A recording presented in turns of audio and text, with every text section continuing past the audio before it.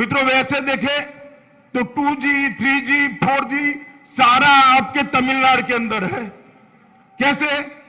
2G मतलब मारन परिवार की 2 पीढ़ियां, 3G मतलब करुणानिधि परिवार की 3 पीढ़ियां और 4G मतलब गांधी परिवार की 4 पीढ़ियां। सारा का सारा यहां तमिलनाडु में हमें मिलता है। நண்பர்களே, இந்த 2G, 3G, 4G எல்லாமே தமிழ்நாட்டுக்குள்ள இருக்கு. இந்த 2Gங்கிறது என்ன? மாறன் சகோதரர்களோட டெலிவிஷன் சேனல். இந்த 3G கருணாநிதி குடும்பத்தோட டெலிவிஷன் சேனல். 4G सोनिया गांधीயோடது. नहीं, गांधी परिवार की 4 पीढ़ी पीढ़ी காங்கிரஸ் கட்சி காந்தி குடும்பம், அதாவது நேரு குடும்பத்தினுடைய 4 தலைமுறைகள். और उनकी 2, इनकी 2. आप पूरा ट्रांसलेट करो भाई. சொல்லிட்டேனே, டிஎம்கேல 3, காங்கிரஸ்ல 4 பரம்பரை. இப்பொழுது அவர்கள் தமிழ்நாட்டுக்குள்ளேயே அரசியல் ढंग से ट्रांसलेशन नहीं करते राजा जी. मैं बताता हूं फिर से. 2G मतलब मारन परिवार की 2 पीढ़ी, 2 जनरेशन, 2 जनरेशन. 3G मतलब करुणानिधि के 3 जनरेशन और 4G मतलब गांधी परिवार के 4 जनरेशन. அதாவது 2G ன்னு சொன்னா மாறன் குடும்பத்துடைய 2 தலைமுறை. 3G என்பது கருணாநிதி குடும்பத்தின் 3 தலைமுறை. 4G என்பது நேரு குடும்பத்தினுடைய காந்தி குடும்பத்தினுடைய 4 தலைமுறை. और मित्रों, तमिल संस्कृति की रक्षा की बात करते हैं. अभी नरेंद्र मोदी जी नई शिक्षा नीति लेकर आए. उन्होंने कहा विदेशी भाषा नहीं चलेगी. अब विदेशी भाषा का कांग्रेस से क्या लेन देन बताओ भाई. यहां की भाषाओं का कांग्रेस से कोई लेन देन है? इटली यहां की भाषा है क्या?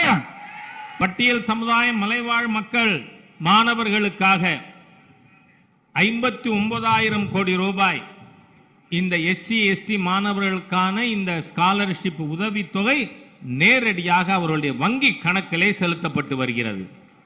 मित्रों, जब नरेंद्र मोदी जी के दलितों के लिए, गरीबों के लिए, आदिवासियों के लिए, पिछड़ों के लिए करे हुए काम देखता हूं तब मुझे महान MGR की याद आती है. क्योंकि MG रामचंद्रन एक सच्चे मक्कल थिलागम थे और उन्होंने सबसे पहले देश में गरीबों के कल्याण की बात शुरू करी थी. सबसे पहले गरीबों के खाना खिलाने की शुरुआत करी थी. நண்பர்களே, தலித் மக்கள், ஏழை எளிய மக்கள், ஆதிவாசிகள், பிற்பட்டோர் நலனுக்கான திட்டங்களை பற்றி நாம் யோசிக்கும் பொழுது நமக்கு திரு MGR அவர்களுடைய நினைவு வருகிறது. ஏனென்றால் ஏழை எளிய மக்களுக்கு மதிய உணவு கொடுக்கின்ற திட்டத்தை அவர்களை பற்றி கவலைப்படுகின்ற ஒரு மனிதராக MGR அவர்கள் செயல்பட்டார்கள். और उनके ही विचारों को उनकी उत्तराधिकारी जयललिता जी ने आगे बढ़ाया.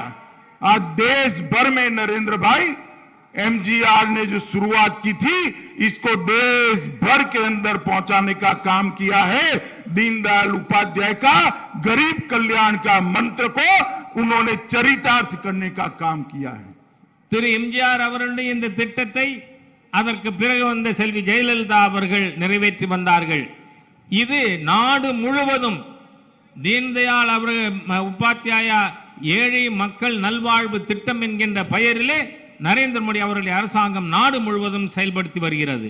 मित्रों, एक और देश को सुरक्षित करने वाला NDA है. आज किसी की हिम्मत नहीं है देश की सीमाओं के सामने आंख उठाकर देखने की. पाकिस्तान ने हिम्मत करी थी उरी में, पाकिस्तान ने हिम्मत करी पुलवामा में. नरेंद्र मोदी जी ने सेना को हुक्म देकर पाकिस्तान के घर में घुसकर उनको सबक सिखाने का काम किया था. அதே போல இந்த நாட்டினுடைய பாதுகாப்பு விஷயத்திலே நம்முடைய நரேந்திர மோடி அவர்களுடைய அரசாங்கம் மிக சிறப்பாக செயலாற்றி வருகிறது. பாகிஸ்தான் ஊரியிலே புல்வாமாவிலே செய்த அதிக்கிரம செயல்களுக்கு சரியான பதிலடி கொடுப்பதற்காக பாகிஸ்தான் எல்லைக்குள் புகுந்து தீவிரவாத முகாம்களை தாக்கியது மோடி அவர்களுடைய அரசாங்கம். मित्रों, एक और AIDMK बीजेपी NDA है जो देश को सुरक्षित करना चाहते हैं, गरीबों का उत्थान करना चाहते हैं, देश के अर्थतंत्र को पटरी पर चढ़ाना चाहते हैं, और दूसरी ओर डीएमके और कांग्रेस पार्टी है जो अपने परिवार की ही चिंता करती है, भ्रष्टाचार में लिप्त रहती है और डिवाइड और रूल की पॉलिटिक्स करती है। सोनिया जी को चिंता है राहुल बाबा को प्रधानमंत्री बनाने की, और स्टालिन जी को चिंता है उदयगिरी को मुख्यमंत्री बनाने की। ना उनको देश की चिंता है, ना तमिलनाडु की चिंता है, उनको अपने परिवार की चिंता है। அது ராணுவ பாதுகாப்பாக இருந்தாலும் சரி, பொருளாதாரத்திலே சரியான திசையிலே நாட்டை வழி நடத்த வேண்டும் என்றாலும் அகில இந்திய அண்ணா திராவிட முன்னேற்ற கழகம் பாரதிய ஜனதா கட்சி கூட்டணி சிறப்பாக செயல்பட்டுக் கொண்டிருக்கிறது. ஆனால் மறுபக்கத்திலே திமுக காங்கிரஸ் கூட்டணி தங்களுடைய குடும்பத்தை பற்றி மாத்திரம் கவலைப்படுகிறது. தமிழக மக்களை பற்றி அவர்கள் அக்கறைப்படுவதில்லை. சோனியா காந்திக்கு என்ன கவலை? தன்னோட மகன் ராகுல் எப்படியாவது பிரதம மந்திரி ஆக்கிடுவோன்னு கவலை. அதே மாதிரி முக ஸ்டாலினுக்கு என்ன கவலை? தன் மகன் உதயநிதி ஸ்டாலினை எப்படியாவது முதலமைச்சர் ஆக்கிடணும்னு மக்களை பற்றி கவலைப்படாமல் குடும்பத்தை பற்றி கவலைப்படுகின்ற கூட்டணி எதிராக இருக்கிறது. मित्रों, मुझे तो हंसना आता है। स्टालिन जी को मैं सुनता हूं भ्रष्टाचार की बात करते। अरे स्टालिन बाबू, अपने गरेबान में जाग कर देखो जरा, किसने किया था 2G स्कैम? आपकी अगल बगल में चल रहे हैं और आप भ्रष्टाचार की बात करते हो। आपके परिवारजनों के घर देखिए जरा, कितने बड़े बड़े महल बन चुके हैं। मित्रों, कांग्रेस पार्टी ने 12 लाख करोड़ के घपले घोटाले भ्रष्टाचार किए और उस वक्त डीएमके पार्टी इसकी सरकार में शामिल थी। அதாவது திமுக ஊழலை பற்றி பேசும்பொழுது எனக்கு சிரிப்பு தான் வருகிறது. கொஞ்சம் வீட்டை திரும்பி பாரு. 2G ஊழல் செஞ்சது யாரு? உங்கள் கட்சிக்குள்ள வீட்டுக்குள்ள இருப்பவர்களை பற்றி கொஞ்சம் சிந்தித்து பாருங்கள். காங்கிரஸ் தலைமையில 12 லட்சம் கோடி ஊழல் நடந்த பொழுது திராவிட முன்னேற்ற கழகம் அந்த கூட்டணி அரசாங்கத்தில் இருந்தது. मित्रों, वैसे देखे तो 2G, 3G, 4G सारा आपके तमिलनाडु के अंदर है। कैसे? 2G मतलब मारन परिवार की 2 पीढ़ियां, 3G मतलब करुणानिधि परिवार की 3 पीढ़ियां, और 4G मतलब गांधी परिवार की 4 पीढ़ियां। सारा का सारा यहां तमिलनाडु में हमें मिलता है। நண்பர்களே, இந்த 2G, 3G, 4G எல்லாமே தமிழ்நாட்டுக்குள்ள இருக்கு. இந்த 2Gங்கிறது என்ன? மாறன் சகோதரர்களோட டெலிவிஷன் சேனல். இந்த 3G கருணாநிதி குடும்பத்தோட டெலிவிஷன் சேனல். 4G சோனியா காந்தியோடது. नहीं, गांधी परिवार की 4 पीढ़ी पीढ़ी காங்கிரஸ் கட்சி காந்தி குடும்பம், அதாவது நேரு குடும்பத்தினுடைய 4 தலைமுறைகள். और उनकी 2, इनकी 2। आप पूरा ट्रांसलेट करो भाई। சொல்லிட்டேனே, டிஎம்கேல 3, காங்கிரஸ்ல 4 பரம்பரை. இப்பொழுது அவர்கள் தமிழ்நாட்டுக்குள்ளேயே அரசியல் செய்து से ट्रांसलेशन नहीं करते राजा जी। मैं बताता हूं फिर से।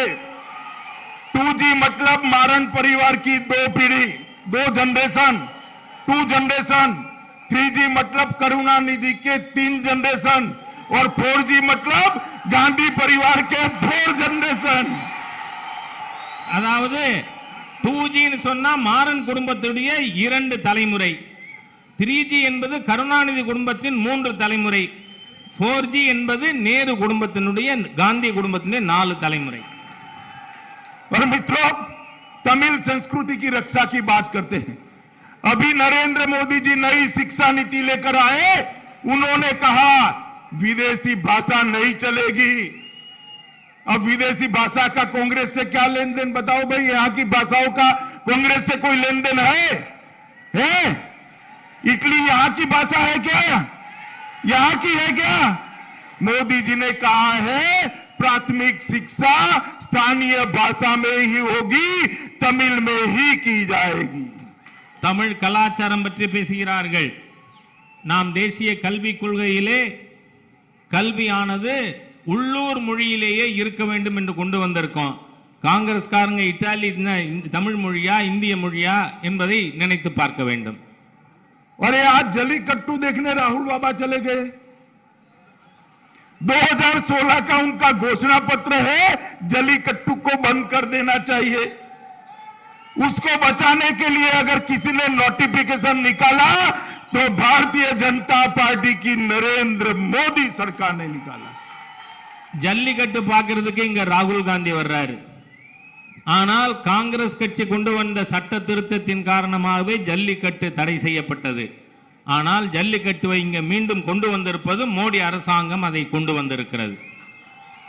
मित्रों, मैं तमिलनाडु में एआईडीएमके की जो सरकार चल रही है, मुख्यमंत्री इडापाडी जी और पलानीस्वामी के नेतृत्व में, इसको पनीरसेल्वम जी के नेतृत्व में इसको बहुत बहुत बधाई देना चाहता हूं, क्योंकि जिस तरह से कोरोना के खिलाफ सीएम और डिप्टी सीएम के नेतृत्व में लड़ाई हुई है, मैं मानता हूं भारत में जो सबसे अच्छी लड़ाई हुई उसमें तमिलनाडु हमारा एक राज्य है.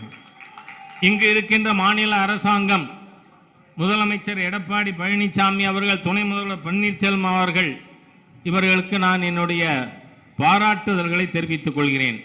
ஏனென்றால் கொரோனா காலகட்டத்திலே மிகச் சிறப்பாக நிர்வாகம் செய்தது நாட்டில் இருக்கின்ற சிறந்த நிர்வாகத்திலே ஒன்று தமிழ்நாடு என்கின்ற காரணத்தினாலே அவர்களுக்கு நான் என்னுடைய பாராட்டுதல்களை தெரிவித்துக் கொள்கிறேன். गुड गवर्नेंस में भारत सरकार की तालिका में सबसे एक नंबर तमिलनाडु सरकार का आया है. அதே போல நல்லாட்சிக்கான விருதுகள் அதிகமாக தமிழகத்திற்கு கிடைத்திருக்கிறது. राष्ट्रीय जल पुरस्कारों में वाटर मैनेजमेंट में सर्वश्रेष्ठ राज्य का नंबर तमिलनाडु को मिला है. அதே போல நீர் மேலாண்மையிலே அனைத்து மாநிலங்களையும் விட சிறப்பாக செயல்பட்டதற்கான விருது தமிழகத்திற்கு கிடைத்திருக்கிறது. और डिस्ट्रिक्ट डेवलपमेंट के अंदर भी दक्षिण के राज्यों में तमिलनाडु सबसे प्रथम रहा है. அதே போல மாவட்டங்களின் முன்னேற்றத்திலும் தமிழ்நாடு அனைத்து மாநிலங்களிலும் முதலிடமாக வந்திருக்கிறது. मित्रों, नरेंद्र मोदी सरकार ने तमिलनाडु के विकास के लिए पीछे मुड़कर नहीं देखा है. நரேந்திர மோடி அரசாங்கம் தமிழகத்திற்கு முன் மேம்பாட்டு திட்டங்களிலே நாம் எப்பொழுதும் பின்தங்கியதில்லை. आज तमिलनाडु की ही बेटी देश की वित्त मंत्री बनकर सबसे अच्छा बजट लाने का काम श्रीमती निर्मला सीतारामन ने किया है. அதே போல இந்த நாட்டினுடைய மிகச் சிறந்த நிதி மந்திரியாக இருப்பது இந்த தமிழகத்தின் மகள் நிர்மலா சீதாராமன் அவர்கள் இருந்து செயலாற்றி கொண்டிருக்கிறார்கள். देश का वित्त मंत्री भी तमिलनाडु से है. நாட்டினுடைய विदेश मंत्री, இந்த நாட்டினுடைய வெளியுறவு அமைச்சரும் தமிழகத்திலிருந்து வந்திருக்கிறார். वित्त मंत्री और विदेश मंत्री दोनों तमिलनाडु से है. बताओ भाई, भाजपा एआईडीएमके को जिताना चाहिए या नहीं जिताना चाहिए?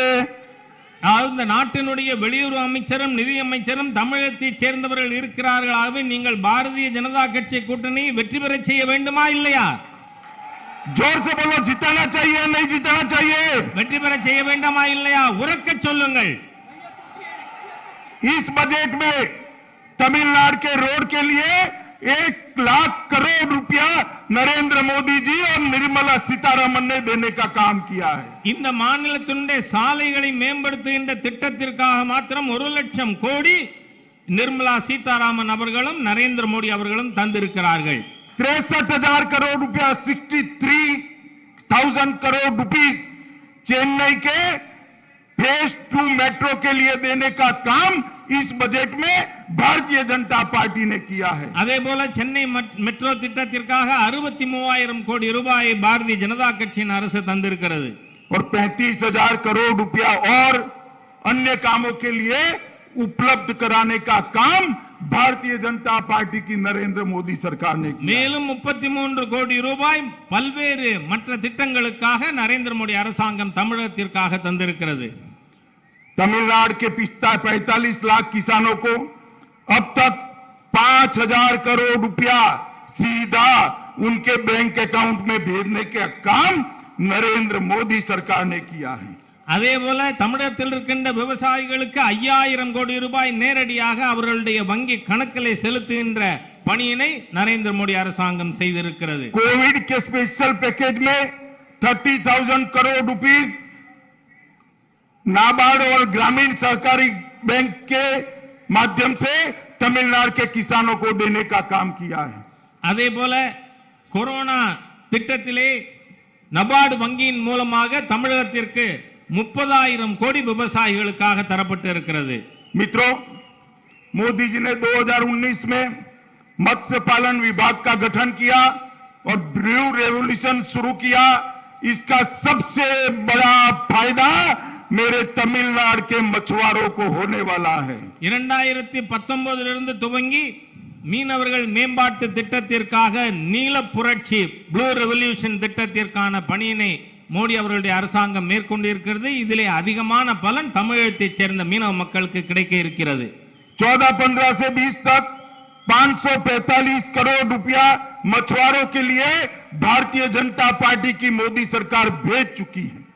இதுவரை மீனவர்களுக்காக 545 கோடி ரூபாய் மீனவர்களுக்காக அனுப்பப்பட்டு இருக்கிறது. और अलग से 20,000 करोड़ रुपया समुद्री और अंतर्देशीय मत्स्य पालन के लिए इंफ्रास्ट्रक्चर खड़ा करने के लिए भारतीय जनता पार्टी की सरकार देने वाली है। அதே போல 20,000 கோடி ரூபாய் சர்வதேச நீரிலே கடலிலே மீன்பிடிப்பவர்களுக்காக உள்கட்டமைப்பு வசதிகளை மேம்படுத்தி தருவதற்காக திட்டம் ஒதுக்கப்பட்டு இருக்கிறது. राज्य के अंदर निर्मला जी जब डिफेंस मिनिस्टर थी, डिफेंस इंडस्ट्रियल कॉरिडोर की स्थापना करी है, जिससे लाखों युवाओं को रोजगार मिलने वाला है। நிர்மலா சீதாராமன் அவர்கள் பாதுகாப்புத்துறை அமைச்சராக இருந்த பொழுது பாதுகாப்பு வழித்தடம் டிஃபென்ஸ் காரிடியர் தமிழகத்திலே நிர்மாணிக்கப்பட்டிருக்கிறது. இதன் மூலமாக பல்லாயிரக்கணக்கான இளைஞர்களுக்கு வேலை வாய்ப்பு கிடைத்திருக்கிறது. सागरमाला योजना के तहत नरेंद्र मोदी जी की जो योजना है, उसमें 2.25 लाख करोड़ रुपए का इन्वेस्टमेंट तमिलनाडु के अंदर आया है। அதே போல சாகர்மாலா திட்டத்தின் மூலம் 1,25,000 கோடி ரூபாய் மூலதனம் தமிழகத்திற்கு கிடைத்திருக்கிறது. मदुराई के अंदर 1264 करोड़ रुपए की लागत से एम्स का भूमि पूजन हो चुका है। அதே போல மதுரையிலே எய்ம்ஸ் மருத்துவமனைக்காக 1,264 கோடி ரூபாய்க்கான திட்டம் துவங்கப்பட்டிருக்கிறது. ईस्ट कोस्ट रोड 13,795 करोड़ रुपए से बनना शुरू हो चुका है। அதே போல கிழக்கு கடற்கரை சாலைக்காக 13,797 கோடி ரூபாய் வேலை நடந்து வருகிறது. चेन्नई मदुरै रूट पर तेजस एक्सप्रेस जो चेन्नई में ही बनी है, वो चालू हो चुकी है। அதே போல சென்னை மதுரை தேஜஸ் விரைவு வண்டி சென்னையிலிருந்தே துவங்குகின்ற இந்த புகை வண்டியும் ஏற்கனவே விடப்பட்டிருக்கிறது. चेन्नई रेलवे स्टेशन का नाम महान एमजीआर के नाम से रखने का काम नरेंद्र मोदी सरकार ने किया है। அதே போல சென்னை சென்ட்ரல் ரயில் நிலையத்திற்கு மகத்தான தலைவர் எம்ஜிஆர் அவருடைய பெயர் சூட்டப்பட்டிருக்கிறது. पहले जब आप रेलवे स्टेशन में जाते थे तो घोषणाएं जो होती है वो अंग्रेजी में ही सुनाई पड़ती थी। अब पूरे तमिलनाडु में सारी घोषणाएं तमिल भाषा में भी सुनाई पड़ती है। ये नरेंद्र मोदी जी ने किया है। தமிழகத்திலே இருக்கின்ற ரயில் நிலையங்களிலே நீங்கள் இருந்தால் அங்கு அறிவிப்புகள் ஆங்கிலத்தில் இருந்து கொண்டிருந்தது. ஆனால் இப்பொழுது எல்லா ரயில் நிலையங்களிலும் அறிவிப்புகள் தமிழில் நரேந்திர மோடி அவர்கள் ஆட்சியிலே செய்யப்படுகிறது. भाई मुझे बताओ, तमिलनाडु को केंद्र के साथ झगड़ा करे ऐसी सरकार चाहिए या केंद्र के साथ हाथ मिलाकर डबल इंजन ग्रोथ से काम करने वाली सरकार चाहिए? சகோதரர்களே, இதை முடிவு செய்யுங்கள். மத்திய அரசாங்கத்தோடு மோதல் போக்கில் ஈடுபடுகின்ற ஆட்சி வேண்டுமா அல்லது மத்திய அரசோடு கைகோர்த்து டபுள் என்ஜின் சக்தியோடு தமிழகத்தை முன்னேற்றி செல்லுகின்ற ஆட்சி வேண்டுமா? बताओ कौन सी सरकार चाहिए? எந்த ஆட்சி வேணும் சொல்லு. डबल इंजन चाहिए ना? जोर से बोलो, डबल इंजन चाहिए ना? ரெட்ட என்ஜின் இருக்கிற வண்டி வேணும் தானே? मित्रों, मैं अंत में इतना ही कहना चाहता हूं। मैं तो दूर से देख रहा था, हमारे प्रदेश अध्यक्ष मुरुगन जी वेल यात्रा लेकर निकले। आप लोग मुरुगन जी को शाबाशी देते हो, मगर मैं आपको कहता हूं, हमारे लिए बड़ी दुख की बात है कि हमारे उत्सवों के लिए, हमारी संस्कृति के लिए, हमारी परंपरा के लिए हमें आंदोलन करना पड़ रहा है। यहां एक ऐसी सरकार बनाइए कि किसी और मुरुगन को वेल यात्रा के लिए निकलना न पड़े, हमें कोई जरूरत न पड़े आंदोलन की। நான் தூரத்திலிருந்து பார்த்து கொண்டிருந்தேன். இங்கு மாநில தலைவர் முருகன் அவர்கள் வேல் யாத்திரை நடத்தினார்கள். யோசிச்சு பாருங்க, இந்த நாட்டினுடைய கலாச்சாரம் பண்பாட்டை காப்பாற்றுவதற்காக நமக்கு போராட வேண்டுமா? எந்த மாதிரி ஆட்சி இங்கு இருக்க வேண்டும் என்று சொன்னால், இனிமேல் நம்முடைய பண்பாடு கலாச்சாரத்தை நாம் பேணி காப்பதற்கு போராட்டம் நடத்த அவசியம் இல்லாத ஒரு சூழ்நிலையை உருவாக்க வேண்டும். अब वेल यात्रा सफल कब मानी जाएगी भाई बताओ? வேல் யாத்திரை வெற்றிதானே? சொல்லுங்க, कब मानी जाएगी? भाजपा की सरकार बनेगी तब वेल यात्रा सफल मानी जाएगी. அதாவது வேல் யாத்திரை எப்ப வெற்றி தெரியுமா? பாரதிய ஜனதா கட்சியின் ஆட்சி அமையும் பொழுதுதான் வேல் யாத்திரை முழுமையாக வெற்றி பெற்றதாக நாம் கருத முடியும். मित्रों, आने वाले दिनों में आपको फैसला करना है. ये राजे महाराजों के बेटे बेटियों को शासन देने के लिए वोट देना है या तमिलनाडु के विकास के लिए देना? उदयगिरी को मुख्यमंत्री बनाने के लिए देना है या तमिलनाडु के मेरे मछुआरे के लिए वोट देना है? राहुल गांधी को प्रधानमंत्री बनाने के लिए वोट देना है या मोदी जी के विकास की यात्रा को आगे बढ़ाने के लिए वोट देना है? वो तमिलनाडु की जनता को तय करना है. தமிழக மக்கள் விரைவில் முடிவெடுக்க வேண்டிய ஒரு சூழ்நிலை. நாம் எதற்காக வாக்களிக்க வேண்டும்? இந்த நாட்டின் மக்களுடைய மேம்பாட்டிற்காகவா அல்லது எதிரணியிலே இருப்பவருடைய குடும்பங்களின் வளர்ச்சிக்கா? ராகுல் காந்தி பிரதமராக்குவதற்காக நாம் வாக்களிக்க போகிறோமா அல்லது நரேந்திர மோடி அவர்களுடைய மக்கள் நல திட்டங்களுக்கு நாம் துணை இருப்பதற்காக வாக்களிக்க போகிறோமா என்று நாம் முடிவெடுக்க வேண்டும். बताओ भाई, आप कमल के निशान पर, दो पन्नों के निशान पर बटन दबाएंगे क्या? சொல்லுங்க நண்பர்களே, தாமரையிலும் இரட்டை இலையிலும் நாம் அந்த பட்டனை அமுத்தி வெற்றி பெற செய்வோமா? जोर से बोलो, दबाओगे? एनडीए सरकार बनाओगे? भाजपा के लोगों को जिताओगे? एआईडीएमके के लोगों को जिताओगे? तो मेरे साथ दोनों हाथ ऊपर उठाओ, उठाओ दोनों हाथ, विजय के संकल्प की मुट्ठी बींचो और प्रचंड आवाज से बोलिए, भारत माता की जय, भारत माता की जय, भारत माता की वंदे वंदे.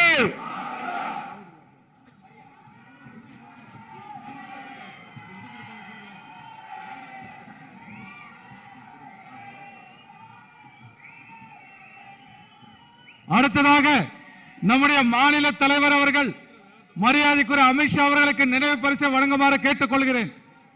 அதனைத் தொடர்ந்து நம்முடைய மாவட்ட தலைவர்கள் அத்தனை பேரும் அவர்கள் மாவட்டத்தின் சார்பாக நினைவு பரிசை வழங்குமாறு கேட்டுக் கொள்கிறேன்.